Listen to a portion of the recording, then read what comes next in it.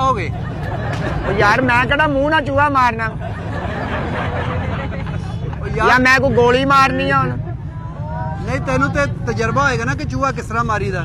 ਉਹ ਮਾਰੀ ਦਾ ਮੇਰੇ ਕੋ ਮੈਂ ਕਿਹੜਾ ਗਨ ਨਾ ਮਾਰਦਾ ਵਾ ਗੋਲੀਆਂ ਲੋਕ ਲੈ ਕੇ ਜਾਂਦੇ ਆ ਪਾ ਦਿੰਦੇ ਆ ਅਸਲ 'ਚ ਨਾ ਚੂਹੇ ਤਗੜੇ ਆ ਕਦੀ ਮੇਰੇ ਪਿਓ ਦੀ ਜੁੱਤੀ ਲੈ ਕੇ ਉਹ ਯਾਰ ਚੂਹੇ ਤਗੜੇ ਆ ਤੇ ਤੂੰ ਹੀ ਕੁਛ ਖਾ ਲਾ ਚੂਹਾ ਡੱਬੀ ਕਿੰਨੇ ਦੀ ਆ?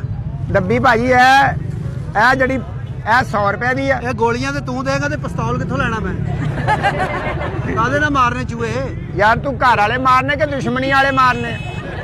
ਮੈਂ ਕਹਿੰਦਾ ਚਲੋ ਚੂਹਾ ਵੀ ਯਾਰ ਅੱਲਾ ਨੇ ਇੱਕ ਮਤਲਬ ਉਹ 'ਚ ਜਾਨ ਪਾਈ ਆ ਤੂੰ ਵੈਸੇ ਆ ਕੇ ਉਹਨਾਂ ਨੂੰ ਸਮਝਾ ਦੇ ਵੀ ਇੰਜ ਨਾ ਕਰਿਆ ਕਰੋ। ਯਾਰ ਮੈਂ ਉਹਨਾਂ ਦਾ ਤਾਇਆ ਵਾਂ ਮੈਂ ਸਮਝਾ ਦਾਂ ਯਾਰ ਇੱਕ ਜਾਨ ਨੂੰ ਜ਼ਰੂਰ ਅਸੀਂ ਜ਼ਾਇਆ ਕਰਨਾ। ਚੂਹੇ ਮਾਰ ਉਹ ਭਾਈ ਗੋਲੀ ਅੰਦਰ ਚੂਹਾ ਜਲੰਧਰ ਹੈਲੋ ਉਹ ਭਾਈ ਹੈਲੋ चिमटे कर लो तैयार ਕੋਈ ਮਠਿਆਈ ਲੈ ਕੇ ਆ ਰਿਹਾ ਤੇਰੇ ਲਈ ਮੇਰੇ ਨਾਲ ਤੇ